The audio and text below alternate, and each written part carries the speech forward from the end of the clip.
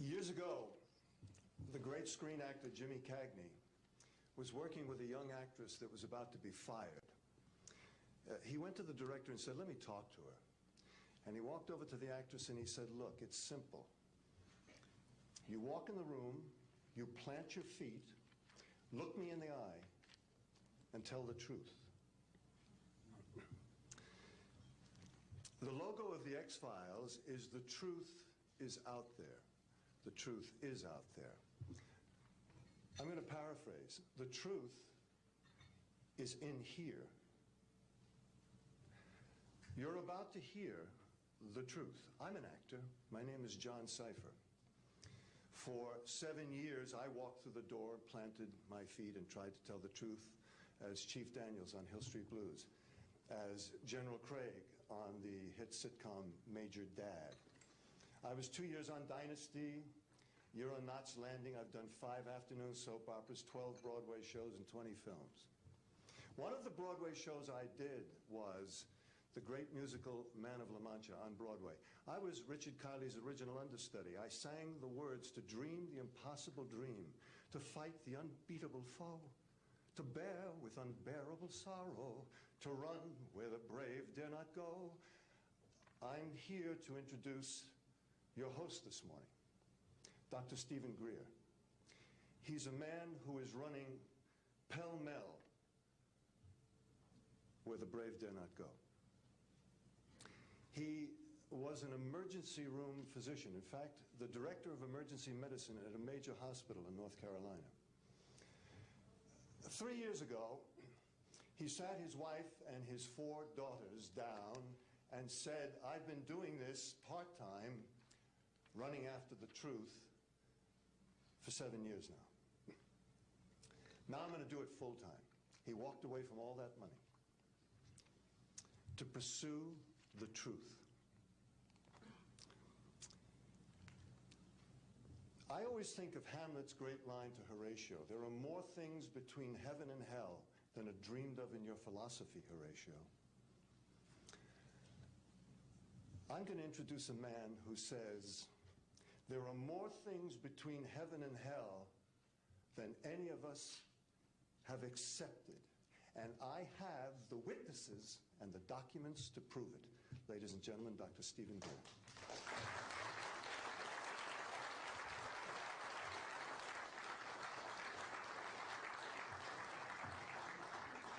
Thank you very much, John. Members of the press, the American public, and people of the world. We are here today to disclose the truth about a subject that has been ridiculed and questioned, denied for at least 50 years. The men and women who are on this stage and the some 350 additional military intelligence witnesses to the so-called UFO matter and extraterrestrial intelligence can prove and will prove that we are not alone. I would like to thank Sarah McClendon, who is with us today, the famed White House correspondent, for her sponsorship of this meeting. Thank you very much, Sarah.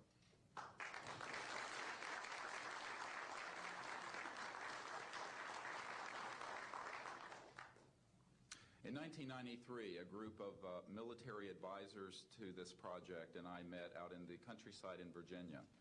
And we decided that it was time for civilians, military, intelligence, and other people to come together to disclose the truth about the subject which is called UFOs.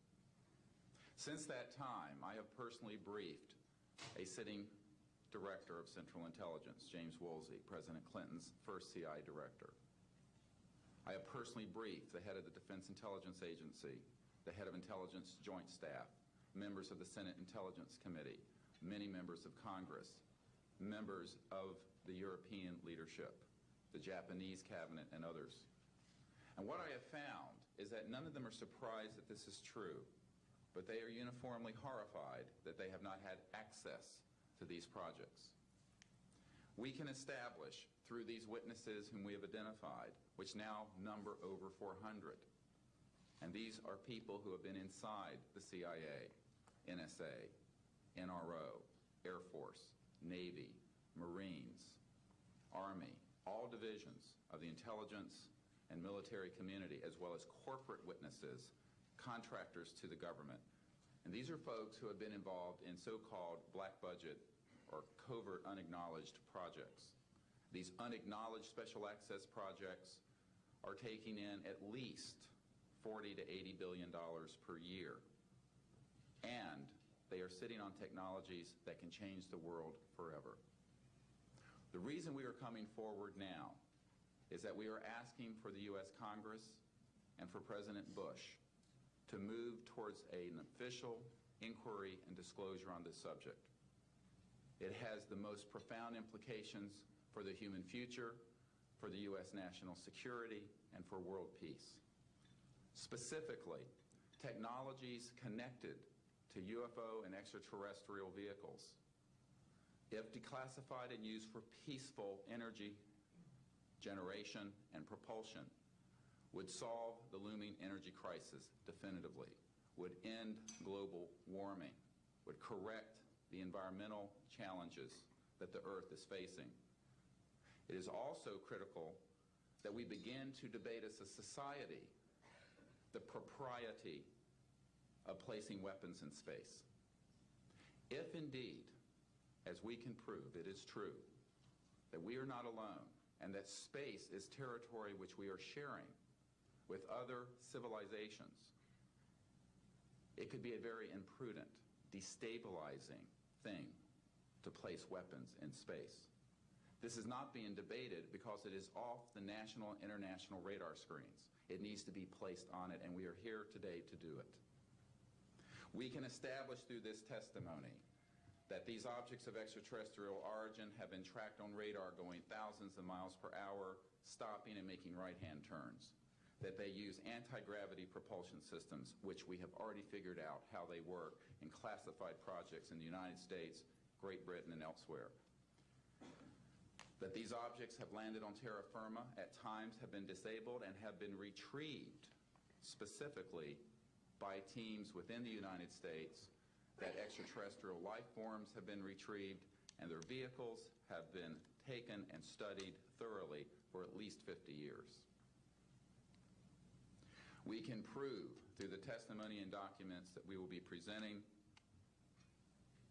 that this subject has been hidden from members of Congress and at least 2 administrations that we are aware of, presidential administrations, and that the Constitution of the United States has been subverted by the growing power of these classified projects, and that this is a danger to the national security.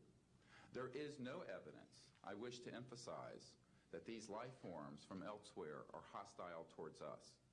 But there is a great deal of evidence that they are concerned with our hostility. There are times when they have neutralized or rendered inert the launch capabilities of intercontinental ballistic missiles. Witnesses here today will describe those events to you.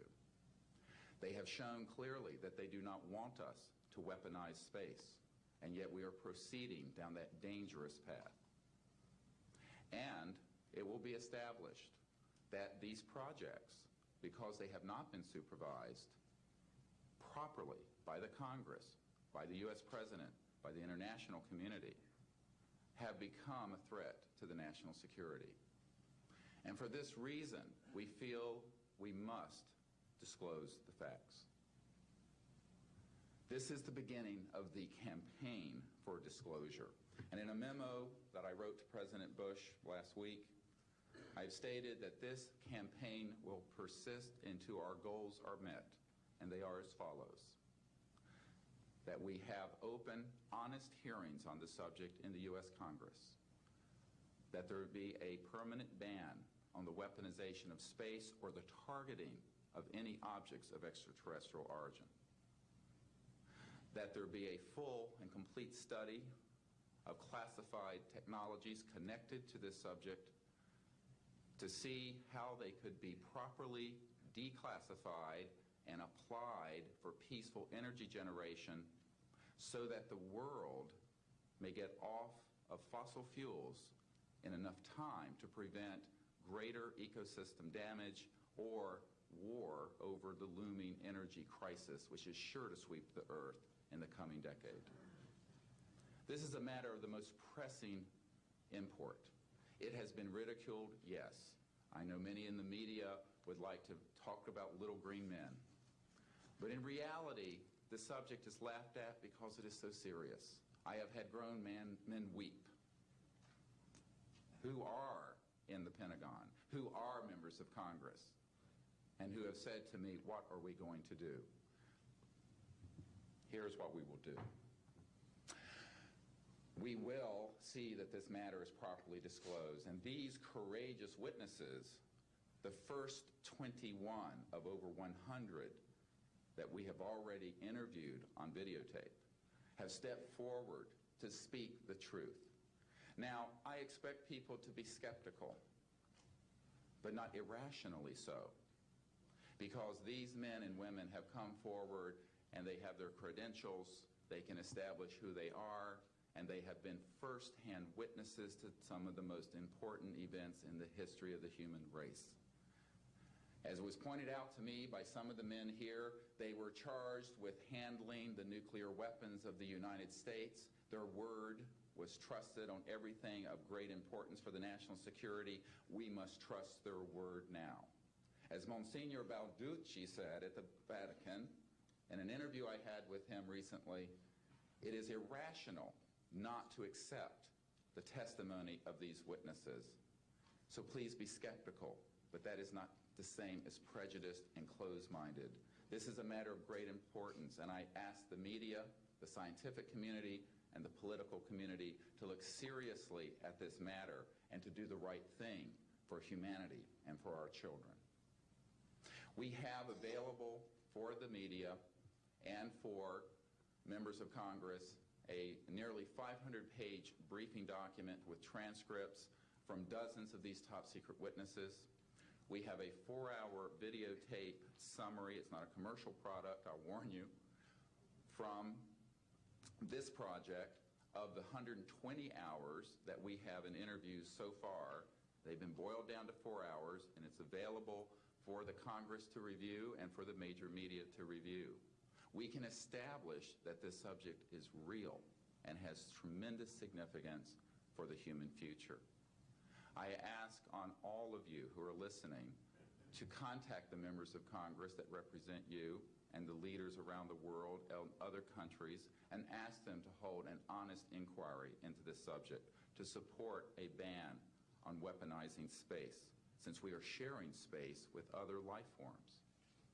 And that we move quickly as a people to understanding that this is the end of the childhood of the human race. It is time for us to become mature adults in the cosmic civilizations out there. To do this, we must become a peaceful civilization, and we must look as we go into space with an intent of cooperating with other civilizations, not weaponizing that high frontier. The men and women who will speak next will do so in order, beginning on your left. They will introduce themselves.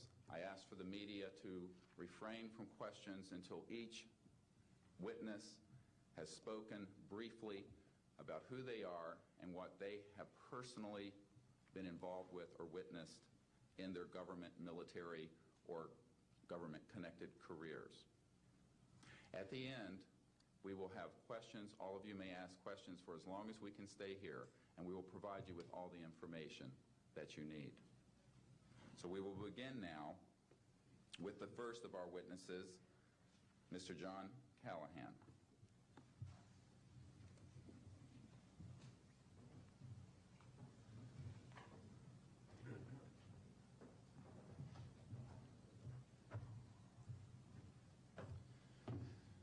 My name is John Callahan. I'm a retired FAA employee. I was the division manager for the Accidents Evaluation and Investigation Division in D.C. About 2 years before I retired, I received a call from Alaska region where the region wanted to know what to tell the media. When I questioned, tell the media what, he says about the UFO and It went downhill from there. What UFO? It turned out I told him what any government employee would do at that time was to tell them it's under investigation. And then I had him send all that data to the FAA's tech center in Atlantic City. The next day, my immediate boss, service director, Javi Safir, and I went to Atlantic City.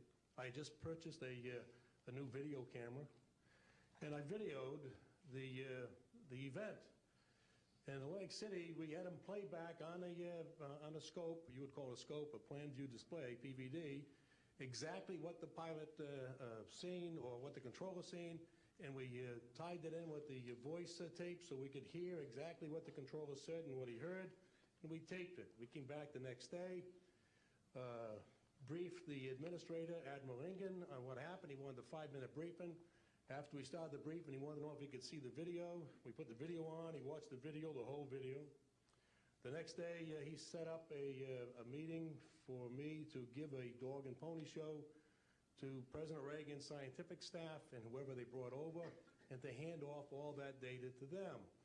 That morning in the FAA round room, it was either 9 or 10 o'clock, 3 men from Reagan's scientific staff, 3 CIA people, 3 FBI people, and I don't remember who the other guys were, along with all the FAA experts that I brought with me that could decide or talk about the hardware and the software, how it worked. We put on a dog and pony show. We let them watch the video. We had all the data there. We had all the printouts that the computer put out. They got all excited over it. When it was all done, the CIA, one of the CIA men told the people they were now sworn to secrecy, that this meeting never happened and this event never happened. When I asked him why, I thought it was probably just a stealth bomber at the time. He says, well, this is the first time that we have recorded radar data on a UFO, and these guys are going to get all excited, drooling over all this data. I said, well, you're going to tell the public about it? And he says, no, we don't tell the public about this. It would panic the public. He says, we're going to go back and study this. I said, okay. Was what he was going to do. Now, I've told this story many times, and I get sometimes funny looks from people. I have with me the voice tapes of the controllers that were involved, the FAA original tapes. See, after we handed this stuff off to the president's staff, the FAA didn't know what to do with it. We don't separate UFOs from real traffic, so it's not our problem. Okay? I have a copy of the original of the video that we took, which is rather interesting. And once the thing was all over, the reports started coming into my office, but because it wasn't an FAA air traffic problem, the FAA's report ended up on a table in my office. And it stayed there until I retired, when one of the staffers packed up all my gear and helped it move to my house. Also, in a box I found just a few days ago, in my 1992 tax return, I have the target printouts from the computer data, which, so if you wanted to or look at every target that was up there at the time, you can now reproduce this from this piece of paper here. And it's called the UFO incident, Japan 1648, I believe the number was. It happened on November the 18th, 1986. I'm prepared to go to Congress to swear before Congress that everything I've told you people and everything that is here is the truth. Thank you.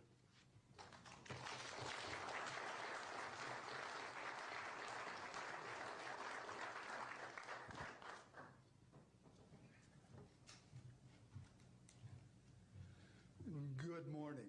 I hope you'll pardon me. I'm a little bit nervous. My name is Charles L. Brown. I'm a Lieutenant Colonel, U.S. Air Force, retired, subsequently 7 years with the Foreign Service. I like the name Charlie Brown, a gentleman by the name of Charles Schultz, of great talent, sort of elevated the name, if you will. During World War II, I was a young farm boy from West Virginia. I got the patriotic bug, joined the United States Army, ended up flying bombers in Europe, and ended the war transport in the Pacific. Finished college in the late summer of '49, recalled to active duty in the newly formed United States Air Force.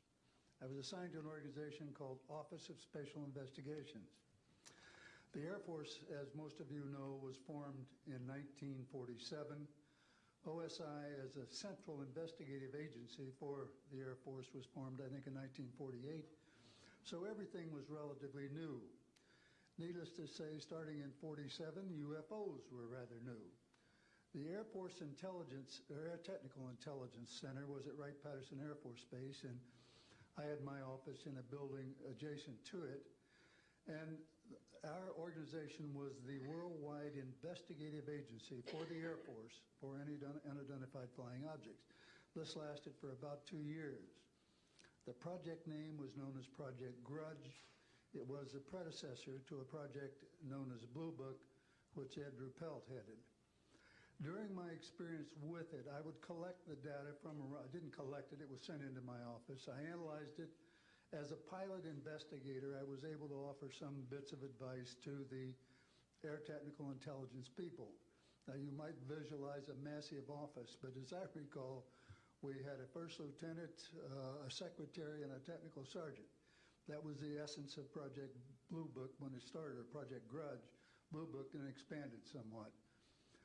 During the review as an analyst of these various documentary reports, if you will, or documents, I became clearly convinced that there was substance to what was being reported, in that we had ground visual, ground radar, airborne visual, and airborne radar confirmation of some of these sightings. The individuals who made the sightings were everything from airline pilots, military pilots, police officers, some of the people that your lives depend upon on a daily basis. These are very reputable and credible people. I hope that the testimony here from very credible people will convince you of that and will further Steve Greer's disclosure project, in that pressure needs to be brought to bring this to the attention not only of the Americans, but of people all over the planet. These vehicles have been seen and confirmed all over the planet. I am willing to sign a sworn statement or testify to my judgment and to what I have observed. Such things do exist. Please believe me. Please believe those who follow me. Thank you.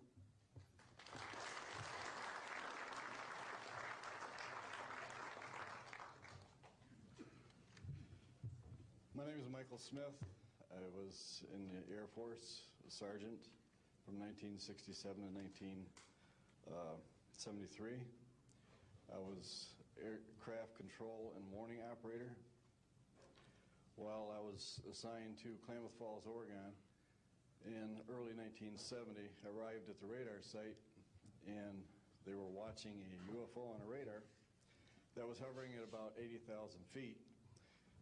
It sat there for about 10 minutes and then slowly descended until it dropped off the radar. It was gone for about 5-10 minutes, and then instantly reappeared at 80,000 feet, stationary. The next sweep of the radar, it was 200 miles away, stationary. It hovered there for about 10 minutes and redid the whole cycle twice more.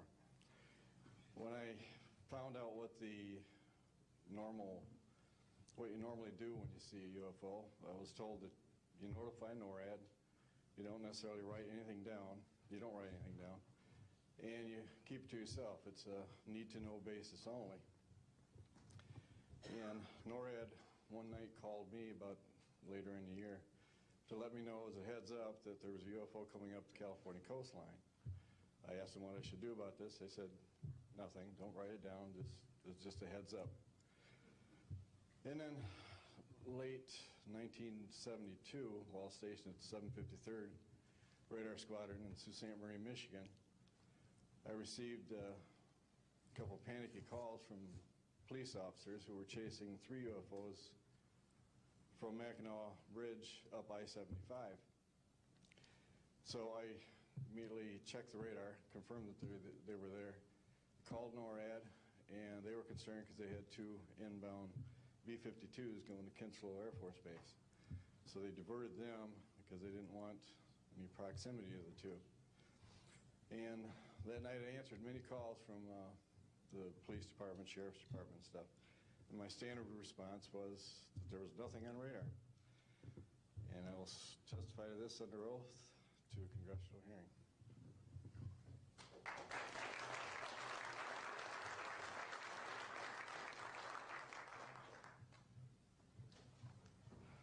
Good morning. My name is Enrique Colbeck. I am a traffic controller. I'm sorry for my English. I'm so scared. I'm not accustomed to talk in front of a lot of people. I'm here because I'm being a witness in a voluntary way on my work. I work in Mexico City as radar controller and the International Airport of Mexico. And I'm going to give an example about this silence that we have in Mexico for several years, and this issue happens a lot of times on my country, unfortunately. For example, March 4, 1992, we detected 15 objects west side of the Toluca airport that is very close of our international airport at 50 miles, more or less. Then July 28 of 1994, we have almost a collision or something that we can name in that way with an international flight, domestic flight of Aeromexico 129, commanded by the pilot Raimundo Cervantes Ruano, that has a trash or something about in his main landing gear in the right leg. That's occurred at night at 10:30, more or less. Then in the next week, the same year, in the same moment, the Aeromexico Flight 904 has another almost collision that was reported for the pilot Corso, the Capitan Corso, at 11:30 in the morning, and we detect that object on a radar suddenly, just for a moment. Then the next week we have a lot of sightings reported by the pilots that give us information about the weird traffic or something, bright lights and different times, and we detect some of them in that week. But in September 15 of 1994, we have a detection about 5 hours, more or less, on a radar and a new equipment that we believe that that equipment was working in not a good way, because it's not human that you have detection by 5 hours of the same object and apparently without movement. Well, we concur with the technical persons of radar in our country that the radar system was working well, and was very exciting, and we surprised when at the next day we received information about a periodist named Jaime Maussan that is studied these cases in Mexico, about that sighting from a lot of people in the Metepec city. There is another point located southeast of the Toluca airport, about a sighting of the big flying saucer, apparently 50 meters of diameter, than for a lot of people, and that let the trashes something in the ground. Well, next November 24, 1994, we have on service officially our new radar system, and after that moment we have information very exactly about of these sightings at the same time with the pilots and detections. That's why I'm here, because we consider in my country that this is very dangerous. We have a lot of more cases, but I don't want to use more time in this. But it's very important that the people and the world knows these events and consider that could be very dangerous for aeronautical situation, especially in my country. I don't know why in my country that's occur frequently, but the point is that happens, and we consider dangerous, and we have only, unfortunately, one trash, but we don't want to have another more. Thank you very much, and I'm sorry for my English.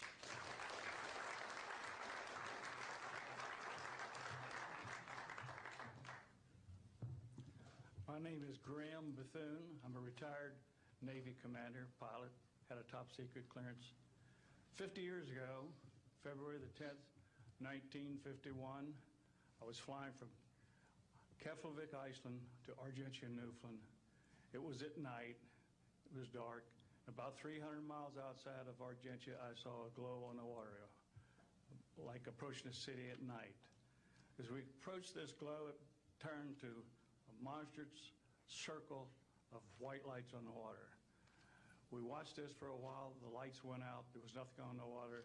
Next thing we saw was a yellow halo, small, much smaller than whatever it was launched from, and that was 15 miles away, up to our altitude. Because of the trajectory, I disengaged the autopilot, shoved the nose over to try to go under this thing. And at that time, I heard a noise underneath. I thought maybe it hit us. It was actually some of the crew members ducking, and they collided, and a couple of them were injured. Then it appeared over to the right and moved out slowly and flew with us. It was still not at our altitude, but we could see the shape of it. It had a dome. We could see the coronal discharge. I went back aft, let the other pilot, Al Jones, take my seat to see what the passenger's reaction was. Came back to the cockpit, told him not to report anything simply because what the psychiatrist had said to me, maybe they would lock us up. So basically, the instruments in the cockpit, we had 4 or 5 failures. In the area of magnetic compass, the electromagnetic effect, in area of directional finders, and this type of thing. The craft was tracked by radar in excess of 1,800 miles an hour. It never did get to our altitude. We had 31 passengers, plus the psychiatrist and the crew members that all cited this at different areas. When we landed at Argentia, Newfoundland, we were interrogated by the Air Force, an excellent interrogation, Captain Paulson. When we landed at the Naval Air Test Center here at Patuxent River, we were required by Navy intelligence to make out individual reports. Out of the National Archives, I have the 18-page official Navy and Air Force report. I've made up a report to straighten out all the truth. There's a stack of books out there this high that have written all of this up. So the truth is here. I will testify under oath before Congress that everything that I have said is true.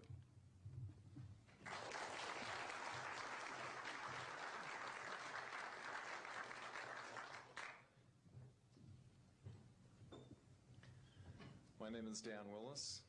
I was in the United States Navy. I held a top secret, crypto level 14, extra sensitive material handling security clearance. I worked in the code room at the Naval Communications Station in San Francisco. In 1969, I received a priority message from a ship near Alaska that was classified as secret. The ship reported emerging out of the ocean near port bow, a brightly glowing reddish-orange elliptical object, approximately 70 feet in diameter, emerged out of the water, shot into space, traveling at about 7,000 miles per hour. This was tracked on ship's radar and substantiated. Years later, I worked at the Naval Electronic Engineering Center in San Diego for 13 years. The co-worker who I worked with worked at the NORAD facility. When he first started working at the facility, he noticed objects going on the screens that track everything out in space and in the air, objects going off the scale, doing right-angle turns. When he inquired, his older supervisor advised him that, quote, it was just a visit from one of our little friends. I thought this was a little unusual. These statements are true and willing to testify under oath before Congress. Thank you.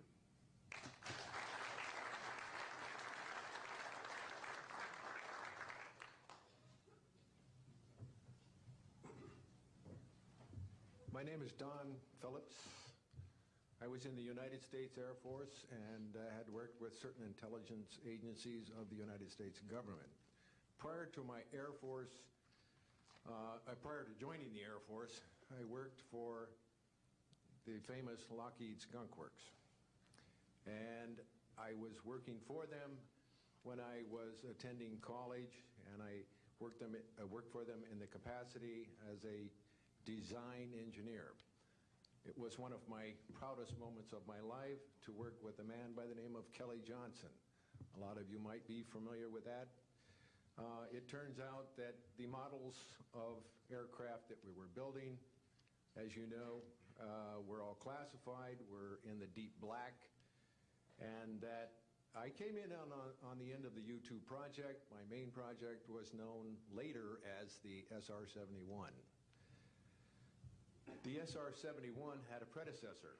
It had a special model built for the CIA, and that those models were one passenger, one pilot special aircraft in order to get from one place to another very, very quickly. Now these SR-71s, as we know them, the Blackbird, are the type of aircraft that are still classified in a sense as far as the altitude that it flies at and also the speed records that it holds. I'm very proud to say that this aircraft played a big part in helping to end the Cold War. The aircraft, the predecessor aircraft, there's strong evidence to suggest that perhaps these aircraft had a different role once in the air. Each pilot, and I know a few of them, each pilot had an assignment before they took off, okay? They learned about the assignment immediately prior to takeoff, and there's strong evidence to suggest that there was a dual role in that they were monitoring some type of traffic to and from planet Earth.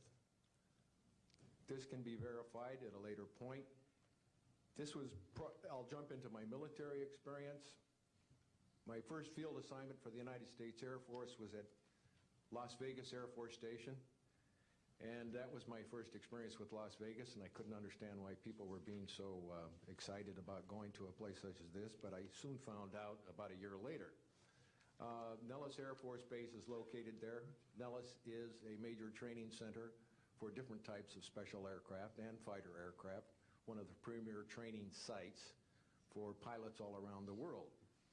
However, when I learned that my assignment was at a radar site 50 miles out of town, up near Mount Charleston, I had no idea where I'd be, so finally in the daylight I was able to find the location and reported in 1965 for duty. In 1966, early in the morning, about 1 to 2 a.m., I was staying there on base, and our barracks were at about 8,000 feet. I heard a lot of commotion. You know, at that altitude, sound carries tremendously. And I thought, well, it's early in the morning, it's summertime, and it's very warm, and maybe I should get up and take a look. I didn't really want to, but I got up and took a look, walked up to the main road up near my office, which was the commander's office. I was on the commander's staff, Lieutenant Colonel Charles Evans. And I was saying, who's making all this noise? Who's making all this noise at this time of the morning?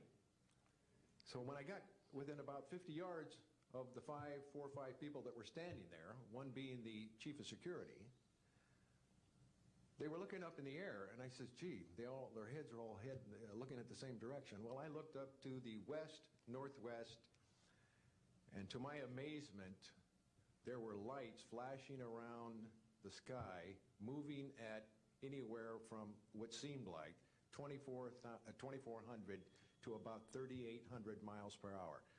Now, the fact that we're taking an estimate from a distance, we figured, well, this is quite something. However, we continued to watch these darting lights go across the sky and stop, absolutely stop, come to a dead stop, and reverse in an acute angle their direction, and then proceed on in they were traveling so fast that you could almost see a pattern left by, if you are computer people, when you move a mouse real quick across the screen, you see a little bit of a tail. Well, that's exactly the way these 6 or 7 craft worked. After 5 minutes of watching these things, they all seemed to group up to the west, northwest, okay? They started to come in on a circle. But what I would like to point out is that where they were putting on their display in the north-northwest sky, just directly east of that is what is known as Area 51. Area 51 is a AEC name, okay? Atomic Energy Commission. That was the old name for Atomic Energy Commission.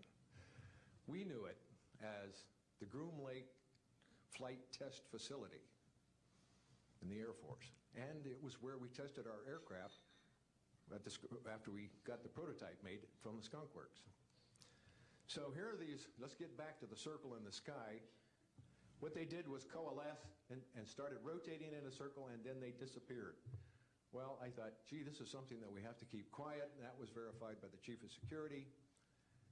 But we waited there and talked it over for a little bit, and it seemed like, I think it was an hour. Then came the radar people from the scopes, which were at 10,000 plus feet, came down for their dinner at 2 o'clock in the morning. And the first person off the bus was a good friend of mine, Anthony Kesar. He said, he was white as a sheet, and he says, did you see that? Yeah, we all said, yeah, it was a nice display. What a show. He says, we documented them on radar. And he says, we didn't give them clearance. The standing order was let them fly through the radar beam. He says, we documented 6 to 7 UFOs. Now, we don't know who was guiding those, but they were certainly intelligent, and we don't know where they landed because they coalesced and disappeared. So I will say at this point, to keep it short, that I will testify under oath as to what I say is true, and I will do so before Congress. Thank you.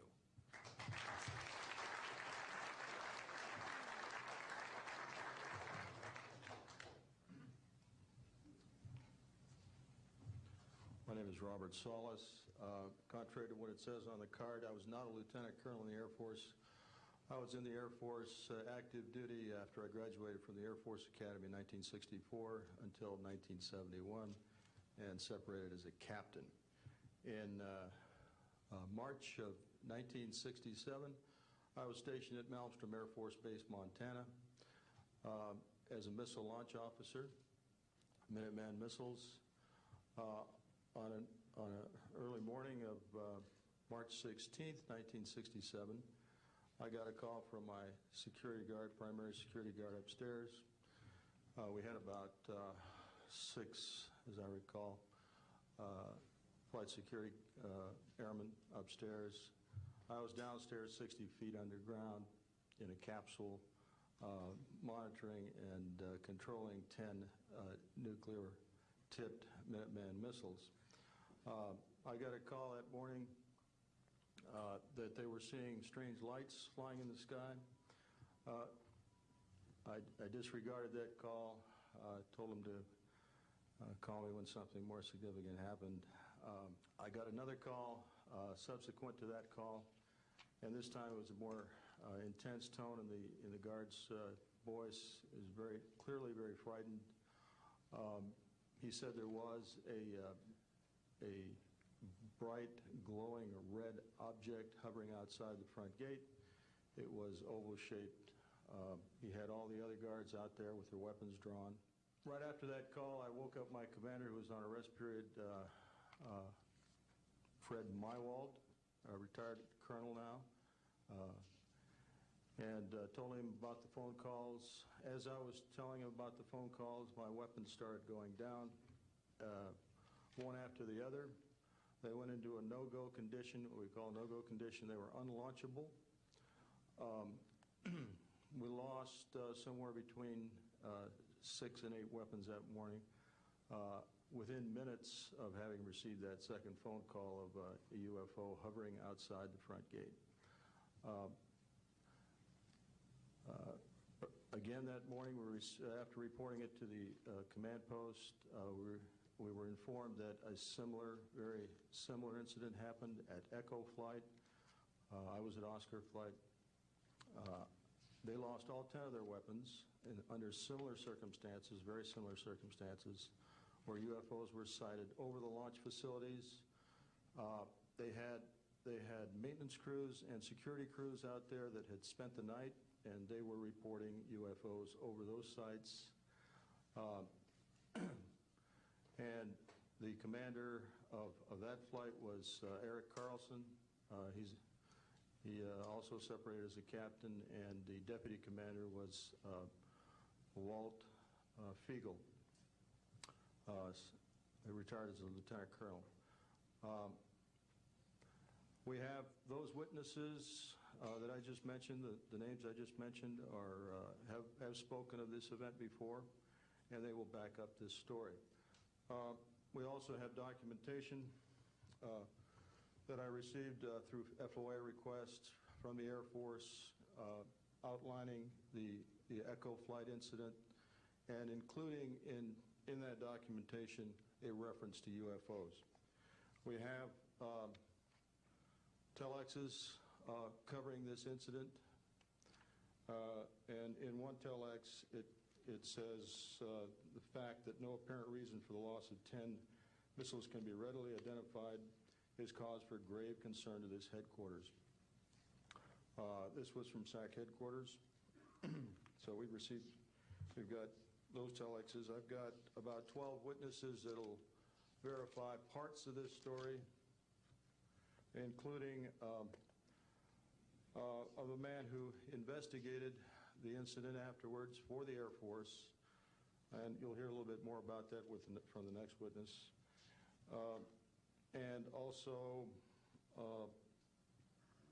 another guard that witnessed a UFO in that same time period, and another officer who retired a full colonel who had other reports of UFOs. Ancillary to that, excuse me, I've got the complete report on a Minot, North Dakota incident. That was Minot Air Force Base, North Dakota, which happened in August of 1966. Very similar UFOs sighted over missile silos, and also a UFO incident that was investigated by the Air Force immediately after our incident within a week. I'm willing to testify to the truth of all these matters that I've spoken about this in front of Congress under oath. Thank you.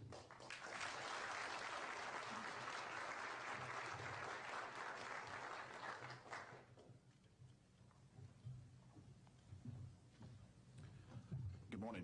My name is Dwayne Arneson. I served 26 years as a communication electronics officer in the U.S. Air Force, all over the world, including Vietnam. I was lucky to be selected to be commander of 3 different units in the Air Force. I held a top secret SCI TK clearance, and for those who don't know, it is slightly above top secret. I retired in 1986 as a colonel at Wright-Patterson Air Force Base in Ohio. I would like to relate about 3 different experiences, if you will, that relate to UFOs. As a young lieutenant over in Germany, at Ramstein Air Base, Germany, back in the early 60s, I was in charge of the cryptographic center. I had a top secret crypto clearance at that time, and I can clearly recall seeing a message that went through my crypto center which said that a UFO had crashed on the island of Spitsbergen, Norway, and the team of scientists were coming to investigate it. Going forward to the 1967 timeframe, I was assigned to the 28th Air Division at Great Falls, Montana, and I was the officer in charge of the communications center there. Also, I was a top secret control officer for the division. I had a crypto account. I was an account custodian, and I also passed out nuclear launch authenticators. During that time, I can recall seeing a message come through that communications center which said, basically what Bob just got through talking about, is that a UFO was seen near the missile silos and the missiles were deactivated. Coincidentally, The person that Boeing sent to investigate the particular missile conditions, if you will, what made them shut down, was my first manager at Boeing, Mr. Bob Kaminsky, who has since passed away. And I can recall him on different occasions. He lived close to me in Auburn, Washington. That's where I'm from. And he said, Arnie, he says, those missiles were perfectly clean. That was the result. So the one last incident concerned when I was as a commander of the unit in Great Falls, or in Caswell Air Force Station, Maine. I had contacts with the security police at Loring Air Force Base, and they told about UFOs that were seen near the nuclear weapon storage areas on Loring Air Force Base. And I'd be glad to testify to Congress that this is absolutely the truth. Thank you.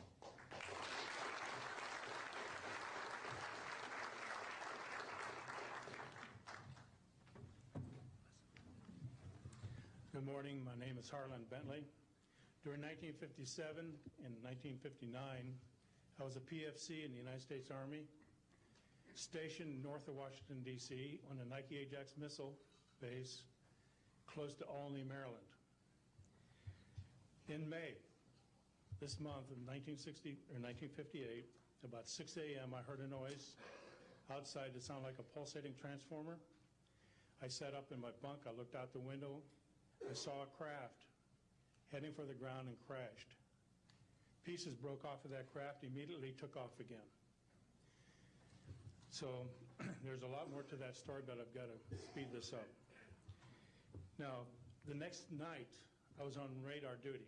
I get a call from the Gaithersburg missile base. He says, hey, I got 12 to 15 UFOs outside, 50 to 100 feet above me. So I asked him, I said, what does it sound like? He took his head mic off, held it out the van window, and said, here. And the same sound I heard the previous morning, except a lot more of them. So my radar was on standby, so I immediately turned it on and got the blip just outside of the ground clutter. I marked it on my radar screen. And then for a few minutes later, all of a sudden they took off. As they took off, the sweep came around, hit the blip. When it came around, it hit it again. That blip was 2/3 away off my radar scope. In order to get that far at a constant velocity was 17,000 miles an hour. That was my first incident. 10 years later, by this time I received a Bachelor of Science degree in electrical engineering, and I was working in California. Now, I'm sorry that all I can say is I was somewhere in California working on a classified project that had nothing to do with my experience that I had there. As I was working, and it was like 2 or 3 in the morning, California time, I heard a Houston astronaut communication link, comlink. I didn't pay much attention to it until I heard the word bogey. Of course, my ears picked up immediately. An unidentified flying object of some sort, whether it's a craft, meteorite, or whatever, was on a collision course with that module going to loop around the moon. So basically, I listened for some time, and then I stopped and went back to work. And then I heard, there they go. In the astronaut world, some of you may not know this, there's a term called green turtle. And it used to be, I don't know if it is today or not, but it used to be is you're not allowed to use profanity over the net. And the first person that does that, whoever hears it first and says green turtle, that astronaut's got to buy that man and his entire family a dinner at the most expensive place at Cape Canaveral. Well, to end this real quick, one of them said, damn, they went off, the UFOs took off. He says, damn, that was fast. And somebody yelled, green turtle. And then he said another word, a synonym to crap. And then somebody else yelled, green turtle. And you could see him grit his teeth, because now he had to buy 2 expensive meals. And my particular experience, I will testify before Congress if necessary. and explain exactly what happened. Thank you.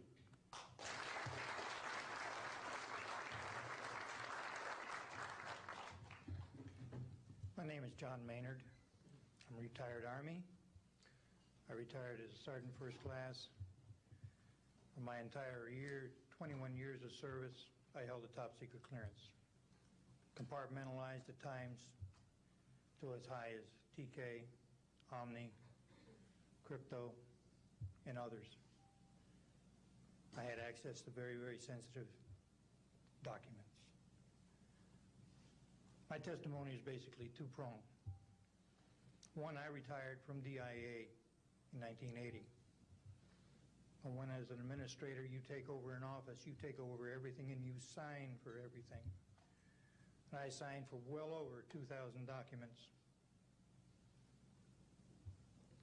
In order to sign and inventory those things, you have to read them. Not word for word, but basically I went through every document to make sure that it was complete. It was there as they told me, that when I turned my charge over to the next person, those same documents were there. So I got quite a good knowledge of what was going on in those documents, and believe me, there are many, many different references to UFOs. There was also NPIC pictures that shows that it would targeted objects that were casing you out. Now, I worked on the SALT 1 and SALT 2 areas for the office that I worked in. So we were taking pictures all the time for verification of nuclear disarmament. And there were some objects in those pictures that didn't belong there.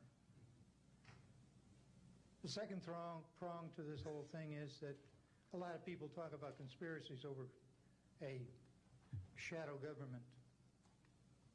I'm willing to testify before Congress that these black operations do exist. I nearly became part of it. But I saw the light, I think. Or was it? And I got out. And that's it.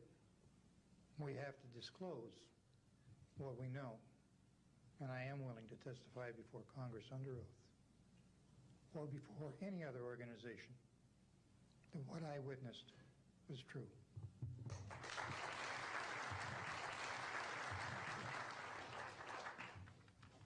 Good morning.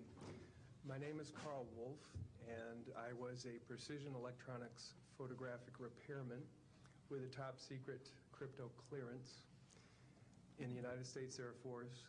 I was stationed at Langley Air Force Base in Virginia. In 1965, in mid-1965, I was loaned to the Lunar Orbiter Project at NASA on Langley Field. Dr. Colley was in charge of that project. They had problems with a piece of electronic equipment that was bottlenecking their production of photographs. I went to the facility, and when I walked into the facility, there were scientists from all over the world. I was stunned, actually, to see people at a NASA project from all over the world. It didn't make any sense to me initially. I was taken into the laboratory where the equipment was malfunctioning. I couldn't repair it in the dark. I asked to have it removed. A Airman Second Class was in the dark room at that time. I was also an Airman Second Class. I was interested in how the whole process functioned, how the data got from the lunar orbiter to the laboratory. I asked the young man if he described the process to me. He did. About 30 minutes into the process, he said to me, in a very distressed way, by the way, we've discovered a base on the backside of the moon. And then he proceeded to put photographs down in front of me, and clearly in these photographs were structures, mushroom-shaped buildings, spherical buildings, and towers. And at that point, I was very concerned because I knew we were working on compartmentalized security. He had breached security, and I was actually frightened at that moment. And I did not question him any further. And a few moments later, someone did come into the room. I worked there for 3 more days, and I remember going home and naively thinking, I can't wait to hear about this on the evening news. And here it is, more than 30 years later, and I hope we hear about it tonight. And I will testify under oath before Congress that what I'm saying is the truth.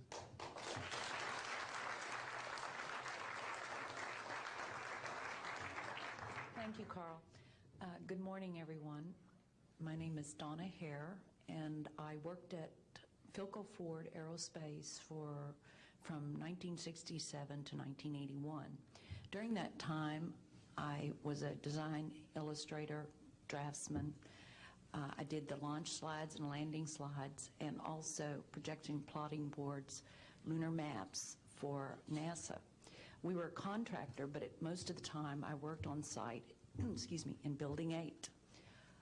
I had the opportunity to do extra work during downtime, which was between missions, and I walked into a photo lab, which was the NASA lab across the hallway. I had a secret clearance, which is not that high, but I was able to go into restricted areas, which this was. At the time, I was talking to one of the techs in there, and he drew my attention to a photograph, a NASA photograph. It had a dot on it, and I said, "What is that?" Well, he drew my attention to it, and I said, "Is that a dot on the emulsion?" And he said, and he's smiling, and he has his hands crossed, and he said, "Round dots on the emulsion don't leave round shadows on the ground."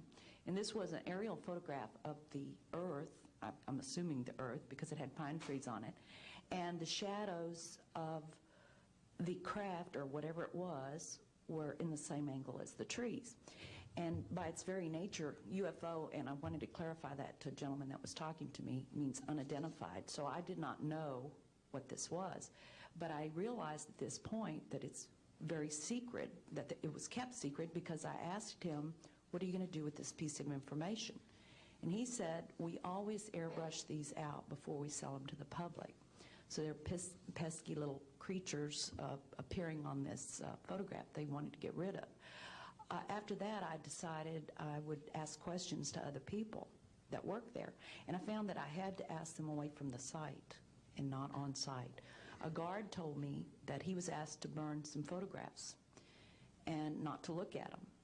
And there was another guard guarding him, who was in green fatigues, watching him burn the photographs. And he said he was too tempted. He looked at one, and it was a picture of a UFO, and he was very descriptive. I can go into that later with anyone. He immediately was hit in the head, and he had a big gash in his forehead. He was knocked out, and he's terrified, so he would have to be protected. Another incident, I knew someone in quarantine with the Apollo astronauts. He told me that the Apollo astronauts saw craft on the moon when we landed, and that is what he told me. And he also was afraid. He said that the astronauts are told to keep this quiet. They're not allowed to talk about it. So I do want to let you know that I worked out there for a number of years, and I ran into this. So it's not something everyone knows that works out there for a long time. My boss didn't know about it. Some people that sat right next to me didn't know about it. It's very strange, because I don't know how they can do it, but they can let some people know about it and then others not. I'm willing to testify before Congress that what I'm saying is true, and thank you very much. Thank you.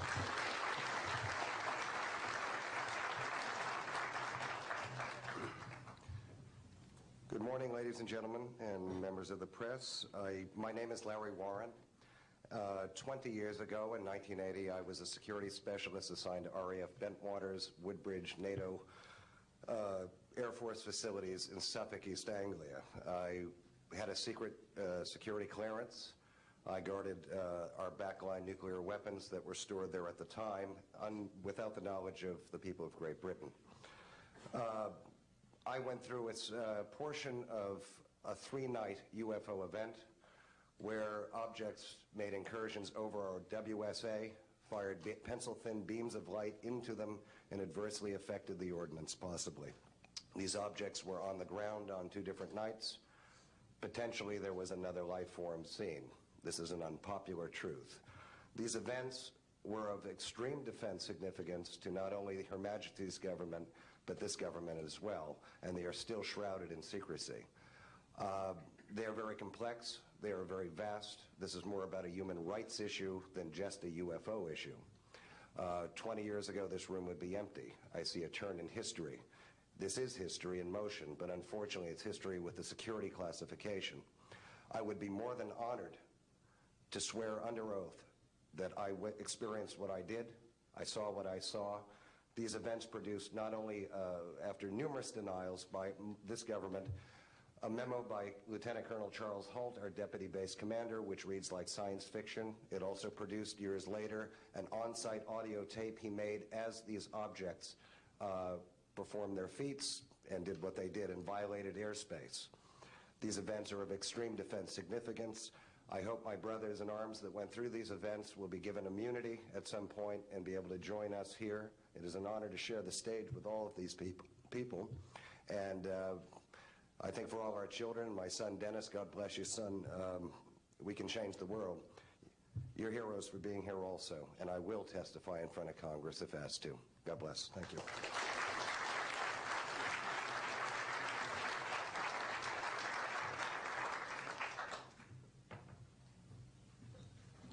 Hi, my name is George Filer III. The reason I'm here is because George Filer V is in the hangar and will be born on Friday. And I'm a retired intelligence officer and flyer with almost 5,000 hours, and I didn't believe in UFOs until London Control called us in the winter of 1962 and asked us, would we chase one? And we said, sure. So we let down from 30,000 feet to 1,000 feet where the UFO was hovering, and we went into a steep dive and actually exceeded the red line of the aircraft. So it's kind of dangerous chasing UFOs. In any case, I was able to get the UFO on the aircraft radar at about 40 miles, and we could see a light out in the distance, and as we closed, we kept on picking up this radar return. The point I'm mentioning that the radar return was very distinct and solid, indicating it was some kind of a metallic object. We got about a mile from the UFO, and it kind of lit up in the sky and went off into space, very similar to what the shuttle looks like when it takes off. Later on, I was working in intelligence. In Vietnam, I briefed General Brown about UFOs. When I was in 21st Air Force, in McGuire Air Force Base, briefed General Glau about a UFO over Tehran, Iran in 1976. That two F-4s from the Iranian Air Force had taken off and tried to intercept the UFO, and when they turned on their fire control systems, they immediately went out. All the electrical systems went out. The planes had to return to base. This was particularly significant because it was also picked up on satellites. In 1978, on January 18th, I was going into the base. Every morning I did the briefing to the general staff, and I noticed that there are some lights off in the distance at the end of the runway there. And when I got into the command post, the senior master sergeant in charge said that there had been UFOs in the pattern all night. They're on radar. The tower had seen them. They gotten aircraft reports and so on, and that one had landed or crashed at Fort Dix. Fort Dix and McGuire are right together. And this is kind of like the Roswell of the East.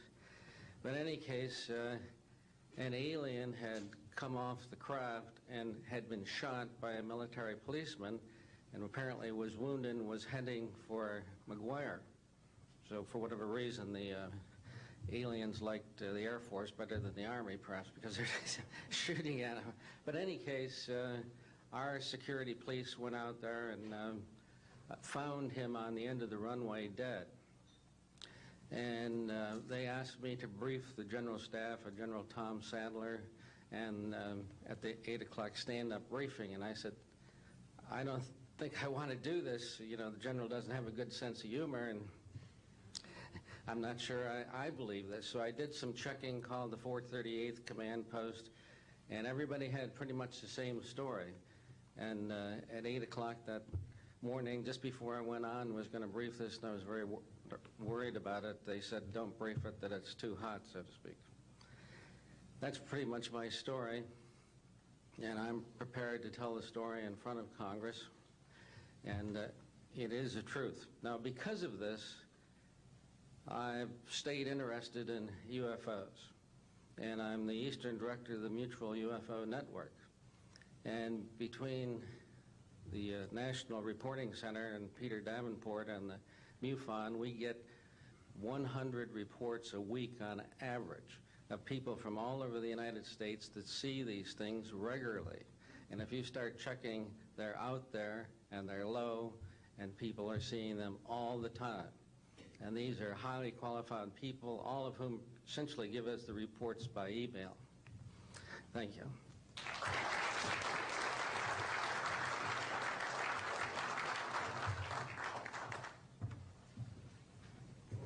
Morning, ladies and gentlemen. My name's Clifford Stone. I was a Sergeant First Class, United States Army.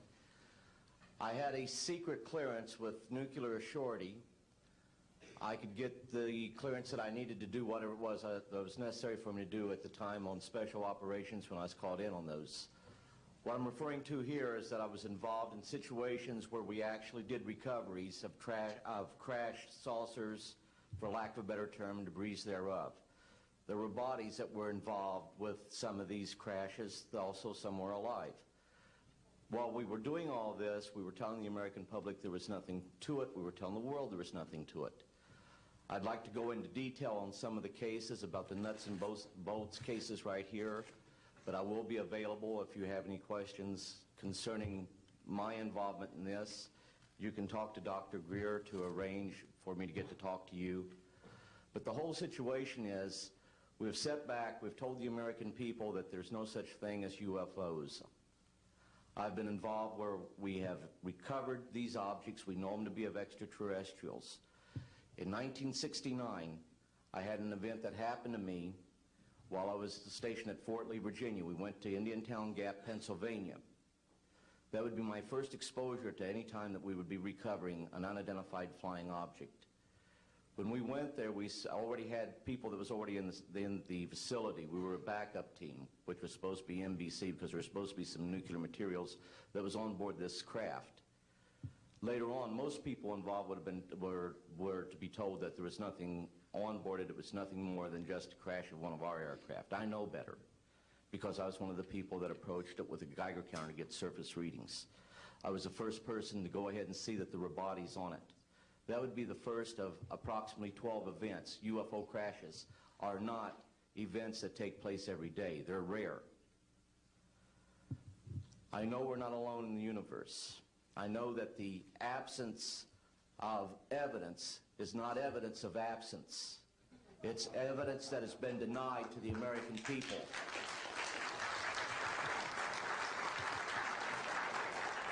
I stand before you today in my almighty God, and I tell you this.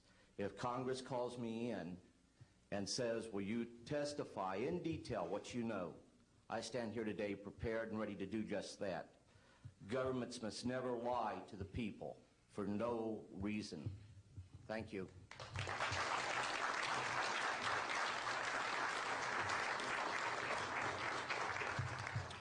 Good morning. My name is Mark McCandlish, and for the last 21 years, I have worked as a conceptual artist for a variety of defense contractors. I've been involved in conceptual artwork of the production thereof for Rockwell on the X-30 program, and also on the HISTEP program. That's spelled HYSTP, means Hypersonic Testbed Program. During the course of my career, I've twice had a secret security clearance. In 1967, while my father was stationed at Westover Air Force Base, the headquarters for 8th Air Force Strategic Air Command, I witnessed and watched through a telescope a UFO which hovered over a nuclear weapons storage facility for approximately 10 minutes and then departed with an acceleration approaching a bullet leaving a rifle barrel. In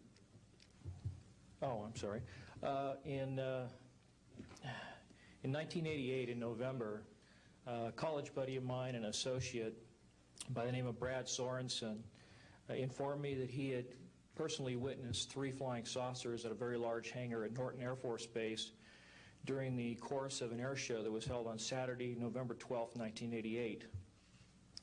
I subsequently called my congressman from that district. I called his office. This was Congressman George E. Brown, Jr., who at the time was the chairman of the Congressional Committee on Space Science and Advanced Technology. I naturally assumed that since this presentation that Brad talked about was for top military brass and certain congressional individuals, that his office must have coordinated this with the local Air Force Office of Public Affairs. A male staff member in Congressman Brown's office not only confirmed the exhibit, but the fact that there were 3 discs at that exhibit. These discs were hovering off the floor without any visible means of support. They were referred to as alien reproduction vehicles, also nicknamed the flux liner because they used high voltage electricity. Let's see.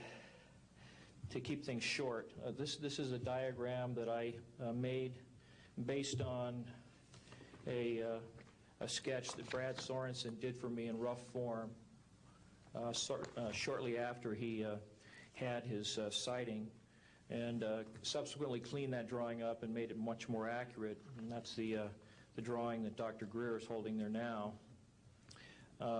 Later on, I obtained photographs that were taken in 1967 by a military pilot, Harvey Williams, flying a C-47 for the Air Force at 12,000 feet, approximately 25 miles southwest of Provo, Utah. This particular vehicle matches the so-called ARV in all proportions and respects in terms of the detail of the shape of the craft. And this was photographed, as I say, in June or July of June of 1967. I later spoke to a gentleman by the name of Kent Sellen that I met at an air show at Edwards Air Force Base in 1992, the first unveiling publicly of the B-2 bomber. He indicated to me that in 1973, when he was a crew chief working on experimental aircraft at Edwards Air Force Base, that he had unintentionally wandered into an area where there was a classified aircraft, namely the ARV. He described it in detail, and he added other details to the account concerning the configuration and the operation of the vehicle that Brad Sorensen was not aware of. Subsequently, Brad Sorensen met with the famous aeronautical designer Burt Rutan, gave him a copy of this blueprint which you've just been shown. Mr. Rutan felt that it was a joke and put it on his wall as kind of a joke. And a third party confirmed for me later that a Colonel Ray Walsh from Edwards Air Force Base was visiting Mr. Rutan, saw this blueprint on the wall and registered quite a degree of shock and anger, wanted to know where the hell he got this blueprint, because there was in fact such a craft at that time, approximately 1994, 95, in a hangar at Edwards Air Force Base, North Base Complex at that time. Subsequently, I've done a lot of research on this product, this vehicle. I've come across a number of declassified documents that show that the Air Force, as early as 1960, was wind tunnel testing flying saucer shapes up to Mach 20. And I also have declassified NASA documents that show similar shapes. In fact, this is the document here that more or less details the wind tunnel testing up to Mach 20. This is the NASA document right here that was declassified, and it shows a variety of spherical and lenticular shapes that were flight tested up to, or I should say, wind tunnel tested up to Mach 6. I subsequently obtained a copy of an inter-office memo from Hercules Aerospace that describes a particular type of science involving something called zero-point energy and scalar waves. According to Brad Sorensen, this is the basis of the technology for these anti-gravity propulsion systems. This particular document here describes 6 different meetings involving the Defense Intelligence Agency and cooperative efforts with the Russian scientific community in investigating this what is called the fundamental enabling technology that was originally discovered apparently by Nikola Tesla in the early 1900s. Anyway, I could provide you much more detail at a later time, and I am prepared to testify in detail concerning these events and their truthfulness before Congress. Thank you very much.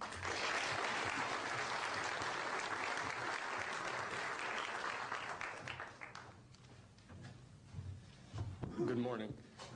My name is Daniel Sheehan. I'm an attorney and serving as general counsel to the Disclosure Project. I'm a 1967 graduate of Harvard College in American Government Studies and Constitutional Law, and a graduate of Harvard Law School.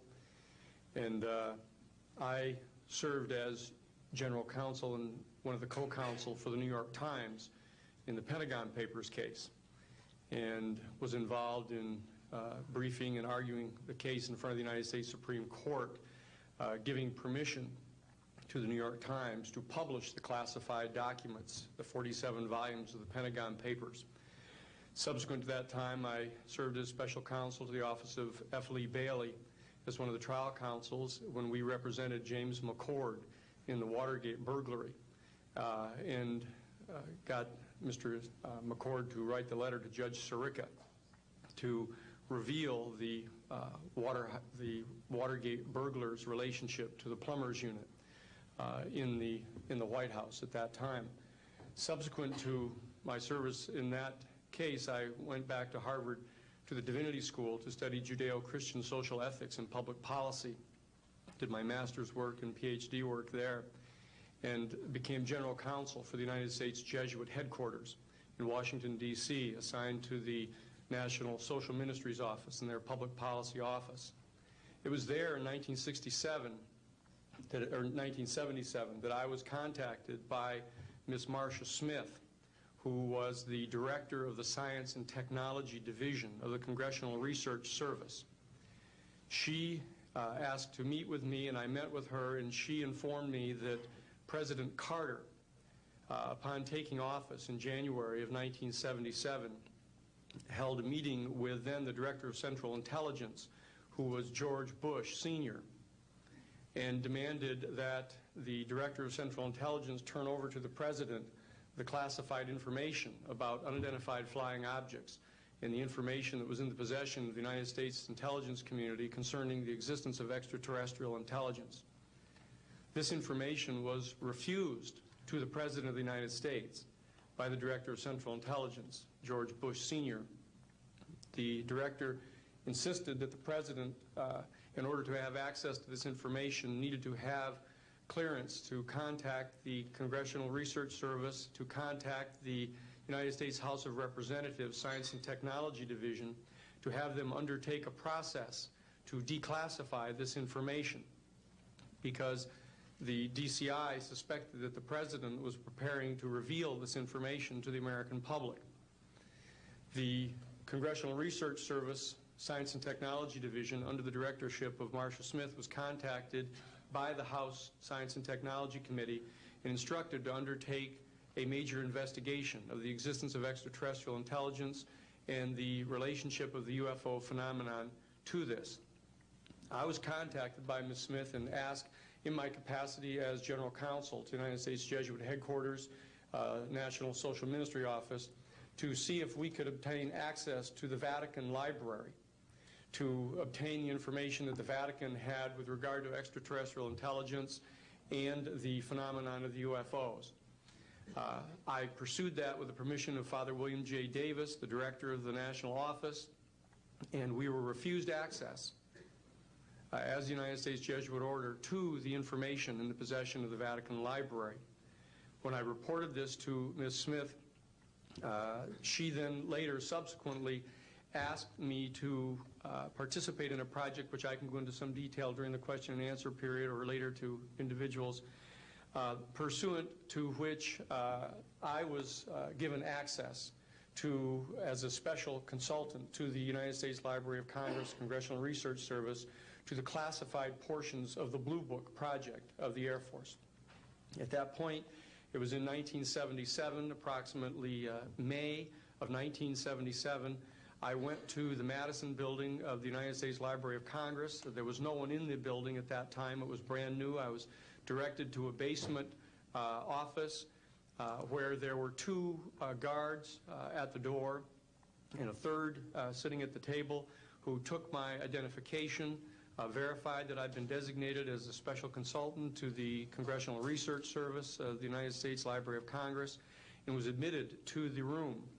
I thereupon found photographs some dozen photographs of what is unquestionably an unidentified flying object on the ground that had crashed and plowed a furrow in a field of snow, and it was embedded in an embankment. There were United States Air Force personnel surrounding this craft, taking photographs of the craft. And one of the photographs, I could see that there were some symbols on the side of the craft. And so I proceeded through the photographs and found a close-up photograph of these symbols. I'd been instructed that I was to take no notes and had to leave my briefcase and all my identification outside of this room, but I had brought with me a yellow pad. And so what I did is I opened up the yellow pad and refocused the overhead camera onto the same size as the cardboard backing of the yellow pad, and I physically traced the copies of the symbols on the side of this craft, closed the yellow pad back, put the microfiche back into the canister, reclosed the box that I had, and I said, it is time for me to leave. And I took this and proceeded to leave the office, at which point the security guards stopped me, and one of them said, what is that you have there, Mr. Sheehan?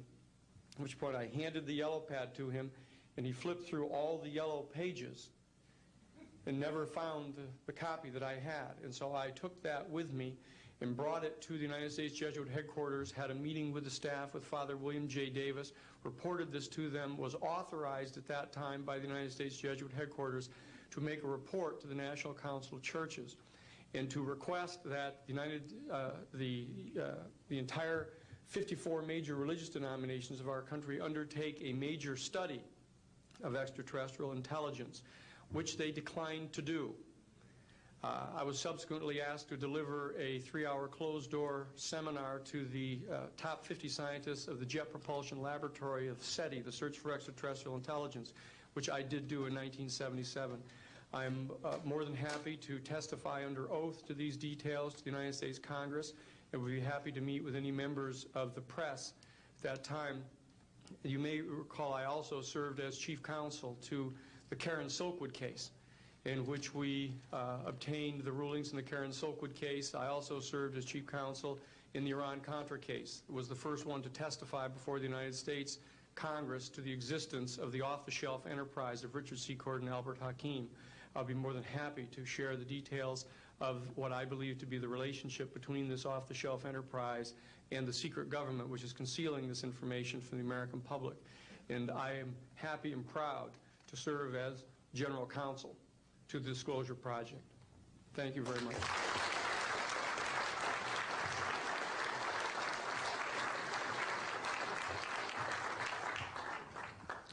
Good morning. My name is Carol Rosen.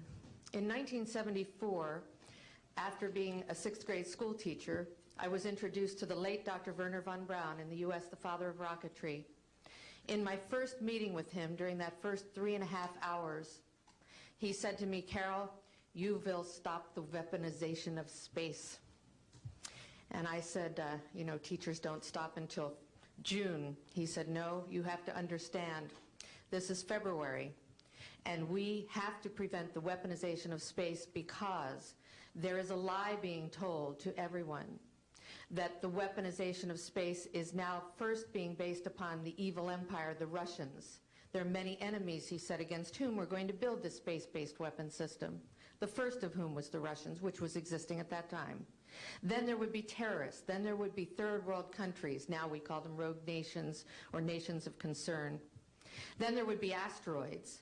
And then he would repeat to me over and over, and the last card, the last card, the last card would be the extraterrestrial threat. Well, at the time, I kind of laughed when he said asteroids, and when he said extraterrestrials, I knew I wasn't going to deal with that subject. And now we hear on the news just today, this week, that they've slid in another enemy. Only this time we're going to protect our satellites. In other words, we have to have some reason to spend these trillions, to waste these dollars on a space-based weapon system, and they're all lies. This is a system, he told me, that would never protect anyone. Even back then, he talked about suitcase bombs. He talked about chemical, viral, bacterial, biological warfare, that these space-based weapons would never protect us against. And then he told me that, in fact, if you travel around the world, which I did after he died in 1977, I met with people in over 100 countries who were friends. They didn't want to build space-based weapons. I became a space and missile defense consultant, and I worked with people around the world. I became an advisor to the People's Republic of China. They don't want to build a space-based weapon system, and he told me back then that they didn't. He said, go to Russia. They're considered to be the enemy. I got on a plane by myself. When I got to Russia, I had a list of people that I had read out of the newspaper. Chernenko was in office then. He was the only one I didn't get a chance to meet. They introduced me to everyone when I got there. And when I got back, I said, oh my Lord, this man is telling the truth. There is no threat. And I've been waiting until this day for 27 years, and I'm expecting the spin to happen, because he also explained to me that as a military strategist, as a person who worked on the MX missile, which I did later, he said, you will find that there is going to be a spin to find some enemy against whom we have to build space-based weapons. And now we should expect the spin, because he said part of the formula for the intelligence community is if they might have a weapon, then we have to consider that they do have these weapons. So now they do have these weapons, so now we have to build these weapon systems. And that's the formula, except that it's all based on a lie. And we have witnesses here today that have shown you that these extraterrestrial beings, that these craft that have come here are now not UFOs, they're identified flying objects, and we know that they have beings in them. And we have witnesses here who have told you that they can shut down our missile silos, they can stop a rocket going into space that's a test. We have witnesses here who have worked in the classified departments who have the courage to come forward here to support what Wernher von Braun told me back in 1974 to 77. And I will testify before the Congress that when I founded the Institute for Security and Cooperation in Outer Space, which I shut down a few years ago because I didn't believe we had a chance with this huge, integrated around the world, complex weapon system, that we had any chance at all of transforming that war industry into a space industry that could provide benefits, like Dr. Greer has said, of global warming. We can end that situation of that problem. We can end the energy crisis. We can build now non-polluting technologies. Wernher von Braun used to tell me that we could have cars back then that drove around off the ground. He described this to me on beams so that we have no pollution on this planet. And we can solve the problems of the people that are urgent and potential, and the other animals and the other cultures on Earth and in space.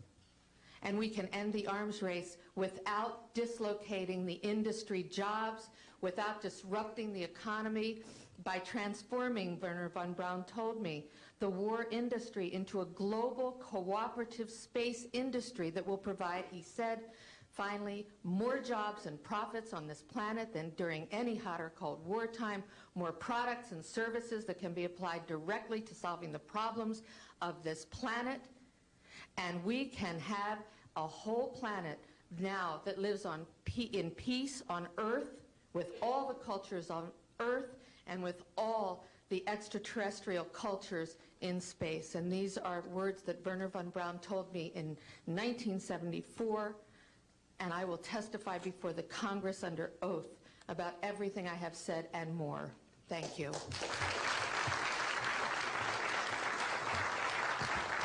Thank you very much. I'd like to thank each of the witnesses and for your patience. We're running about 50 minutes late, and I do apologize for that. I want to emphasize that all of these witnesses each could speak for probably anywhere from 2 to 5 hours about what they have witnessed. We were trying to give you a snapshot. We have another 400 of these witnesses.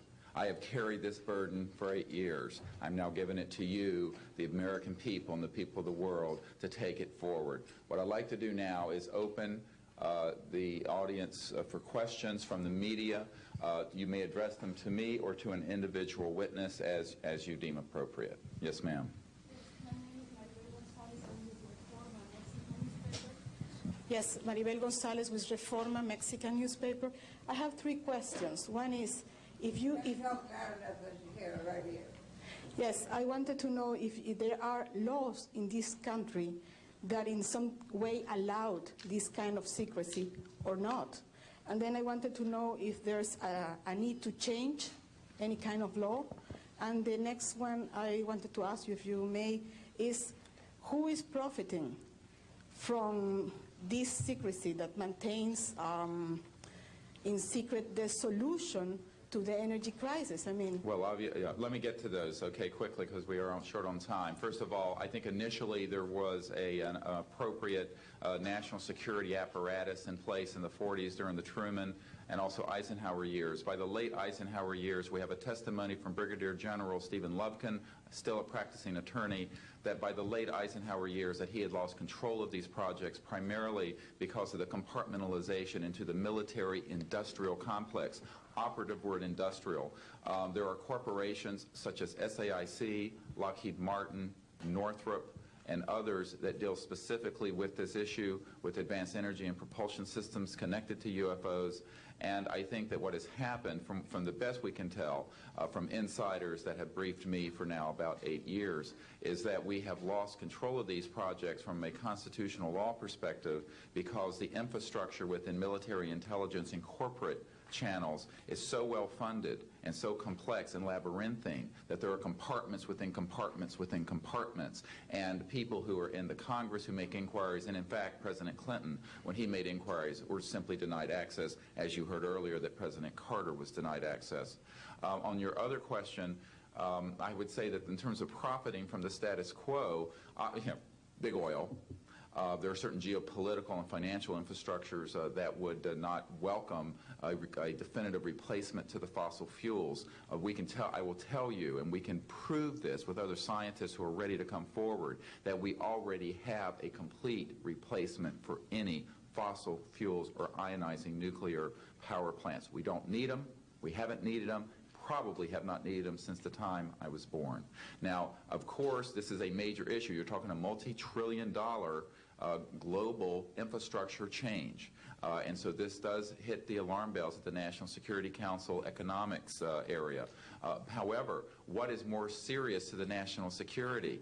Keeping the status quo or letting ourselves go into a global ecosystem collapse and running out of fossil fuels and having massive rolling blackouts, not just in California, but globally. We have got to do something about this, and soon, and that's why we are advocating open hearings in the Congress. Other media, please. Yes, sir.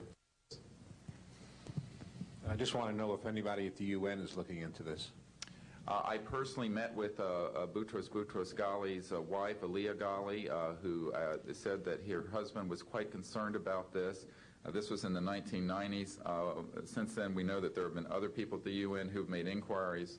The problem is the UN has no mandate to deal with this. It needs to be given a mandate from its constituent member nations. And I think that the public and the member nations need to ask that the United Nations get involved with this. This is an international peace issue and an international security issue, and it should be taken up by the UN Security Council, and of course we are recommending that as well. Yes, sir. So I think my question is actually to Clifford Stone. You said that you had seen aliens on a craft that had crashed. I wondered if you could describe what they looked like. I could, but it would probably take a whole lot of time. The reason I state that, when I got out in 1989, we had cataloged 57 different species. You have individuals that look very much like you and myself that could walk among us and you wouldn't even notice the difference, except for some of the things that they might be able to go ahead, even in a dark room, and touch an object and go ahead and identify what color that object might be. They would have a heightened sense of smell, sight, hearing. The situation is that you have various types of what we normally call grays. We didn't call them grays in the military, but you had at least 3 types of the grays. You had some that were much taller than we were. The unique thing that I'd like to point out for the most part is that the entities that we did catalog were in fact humanoid. Now this created a situation where the scientific community was trying to figure out why that would be the case, because you would expect that if life evolved on other planets, that they would take on some type of other being, so to speak, not necessarily look humanoid or be bipedal such as we are.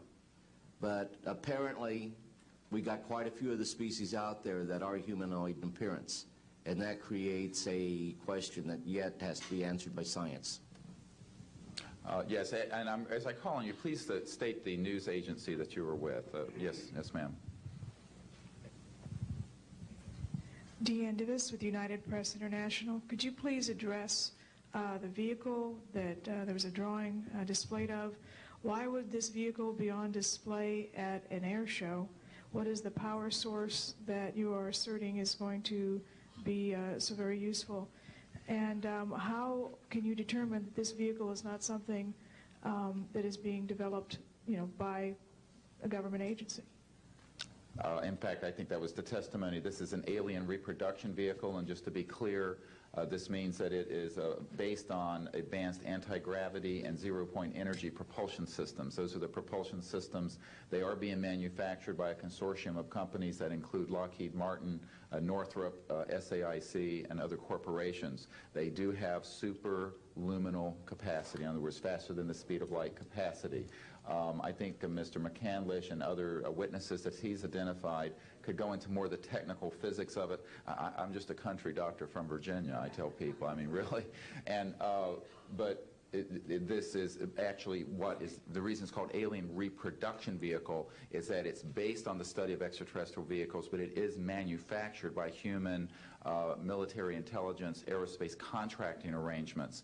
And this is very important. It means that we, Homo sapiens, have the ability to access this so-called zero-point field of energy, which is the ambient field of energy from which all matter and energy is fluxing, and can access that energy and generate all the power we need to run this planet without fossil fuels or pollution.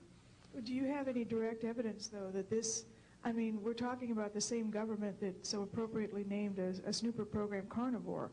So just because it's named the alien reproduction vehicle, considering the history and the questions that have been existing for such a long time about flying saucers, I mean, do you know, is there any direct reason to believe that this is actually derived from technology?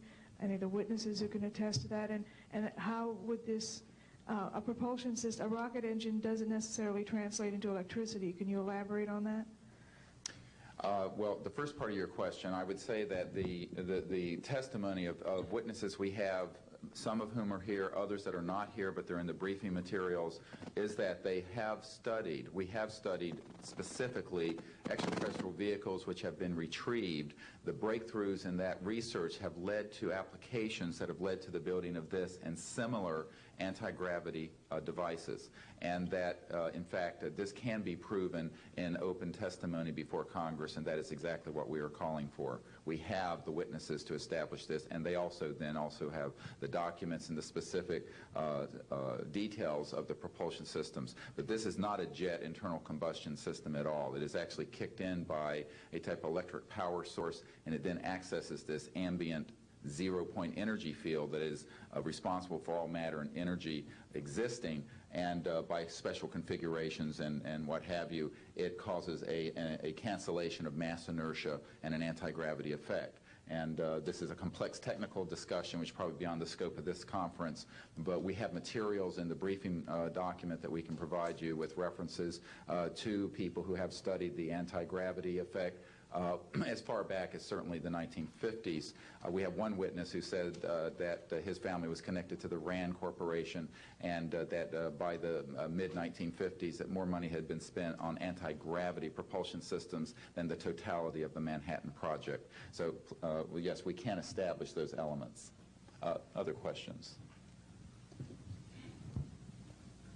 Thank you. My name is Murray Felsher. I publish a newsletter downstairs here called the Washington Remote Sensing Letter that deals with reconnaissance and surveillance of the Earth from space. My question is this. Since 1972, with the launch of Landsat 1, and now with the launch of commercial space imagery, there are some archived, I would say, upwards of 35 million photographs of the Earth from space. And not one of them has shown a flying saucer. Are you suggesting that these have been airbrushed out? We're suggesting that there is a system before the public gets hold of anything that's off of a government-connected satellite. There is a compartmented operation that does indeed sanitize them from this type of evidence. And I think the testimony of the gentleman who was with the Defense Intelligence Agency, Mr. Maynard, Ms. Hare, and others would substantiate that. We have other witnesses who have been involved in projects where such items have been sanitized out. It could also be that if you did a thorough search, you might find a few that slipped through. We obviously haven't had the research dollars to go through all the millions of images that are cataloged to look for them, but we do know there's been a very thorough sanitizing of this. And people should not be naive about the extent to which covert programs using billions of our tax dollars have been able to effectively hide this. This is one of the sort of myths of both the media and the public. It's sort of a Pollyanna myth that we live in a society where such things could not be done. In fact, they are done, and we can prove that they have been done. Proceedings here, and I'm wondering how your screening process went. Can you tell us a little bit about your satisfaction level with that? Well, I'm very satisfied that these are genuine and good people who are speaking truthfully. Not of 400 people that I'm dealing with, not 20 times this number. Have I been fooled? Yeah. I'm an emergency doctor. Let me say something. People come into the emergency department with flank pain, writhing on a stretcher. What have they got? A kidney stone, right? Yeah, well, some of them go into the bathroom, prick their finger, and squeeze blood into the water, the urine sample, to show that they have blood in their urine so they can get a narcotic injection. Now, have I been scammed as an emergency doctor who has I'm bright enough not to kind of know when I'm being scammed, but have I occasionally? Yeah. Is it possible? It's possible. Is it likely? No. And here's what's more important. You don't not treat or accept the testimony or the history of every patient that comes in with flank pain and assume that they're lying just because you've been scammed once or twice. This field, you make a very good point, is filled with hoaxes and scams and what have you. It doesn't mean, however, that all of it is. And in fact, what we're saying after 8 years of research, we have found the documents, the top secret witnesses, the insiders willing to testify under oath before Congress that this is true. Now, here's another key point. Some of the people who are in this witness pool, Mr. Sheehan, myself, and a couple of other attorneys, are members of state licensed professions. And what that means is that if we are perpetrating a hoax, we will lose our license to practice medicine, we will lose our license to practice law, because we'll be perpetrating a hoax upon the public. So what I would say to you is that the group of people before you are very credible, and the others whom we have identified are. We are not the CIA. We have not been able to do a $50,000 background check on each person. I'll give you that caveat. But we have done very serious interviews and vetting. And by the way, these people have presented their DD-214s, their defense forms, other documentation that show the two DD-214s and others that show that they were in the military at a certain place and a certain time. So we're very comfortable that, in fact, that the weight of the testimony will carry the day here and that this is real. I had an insight, and it relates to your question. There have been tens of thousands of sightings and experiences from all over the world. Only one of them needs to be true. Because if only one of them is true, then the entire case, the non-reality of these sightings, falls apart.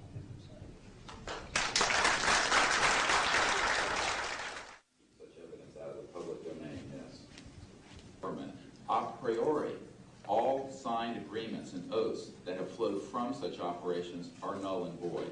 What that means is, in legal theory, is that if it's an illegal enterprise, the agreements those that are entered into as a result of that illegal enterprise have no legal standing. So one of the things I would like to announce today is all of the men and women listening to this need to know they are free to speak. We are declaring all national security oaths on this subject null and void.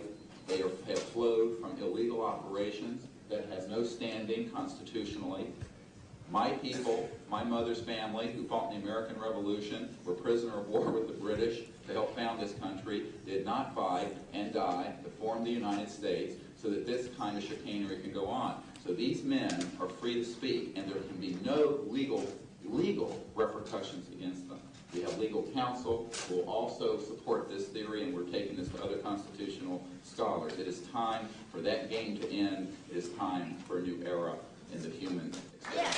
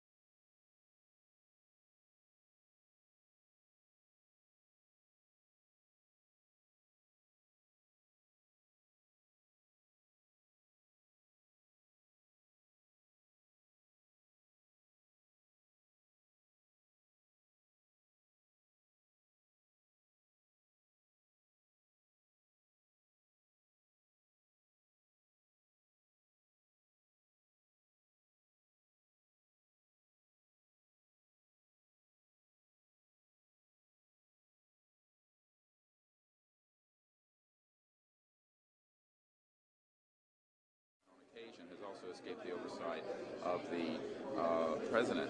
We know for a fact that this has happened. I personally briefed President Clinton's first CIA director on this. I was informed that they had no access to these projects, although they knew they existed. I was told the same thing by the senior investigator for the Senate Appropriations Committee, a man named Dick D'Amato, who in 1994 told me that there were somewhere between $40 and $80 billion a year going into these classified projects, and that he, with a subpoena on behalf of the Senate and a top-secret clearance, could not penetrate them. He told me these were the varsity team of all black projects, covert projects. So this is really serious stuff, and it brings into question, have we gone down the road that Eisenhower warned us about a little too far when he said, beware of the military-industrial complex, that it can escape the checks and balances of our democracy. And I think on this particular issue, it in fact has, and it's time for the Congress to represent the people in this regard and to reassert its oversight of these projects. One last question. When you talk about putting the checks and balances back into place, talk about the passion of these people, if you would. How confident are they? Well, they know what they saw. I mean, these are men ranging from Air Force and NRO officials to people who have been contract agents for the CIA to people who have been pilots in World War II and are heroes of our country, the greatest generation that Tom Brokaw talks about. And so what I have to say to you is that these people know what they saw. They're not going to be speaking about anything except what they've directly witnessed. And we're not talking lights in the sky and swamp gas. We're talking people who have actually retrieved extraterrestrial vehicles who are going to be here today. Very good. We'll take one picture of it. That's concrete and that's based on reality. But anyone who does further research in this field will find that they are not hostile. None of them are hostile. They have shown us that they can shut down missile silos and rockets. They have not destroyed us, and they've been here for tens of thousands of years. We know of 50 years worth, more or less, of secrets. We know of major things. And the fact is, this hybrid breeding program that keeps being referred to? Well, again, we're not dealing with these kinds of things. We are dealing with credentialed, unimpeachable witnesses here who have worked in projects. We're not dealing with that. We're dealing with what we know. What we know is that these are not hostile entities. I don't know how to explain this to you except that people here, we're all still here. The world is still here. And they have shown us what their technology is capable of doing. And you can yet imagine, and you can hear from witnesses who've worked in fields of re-engineering, back engineering, what kinds of technologies can come out of this to literally save people from the suffering that's going on right now. I don't doubt the possibility of that. Yes, and that's what this disclosure is about. It isn't about these other kinds of stories that you have no proof of, and nobody does. And the fact is, we can't hear of what we're saying. Well, they have removed artifacts. Well, again, we're not going to deal with this kind of story, and a lot of that is manufactured also. That's for sure. So what we're dealing with here is concrete evidence, documents, people who work in the industry, in the military industrial complex, in the intelligence industry. I worked on the MX missile, and I was through if I went public with that whole story. So you can imagine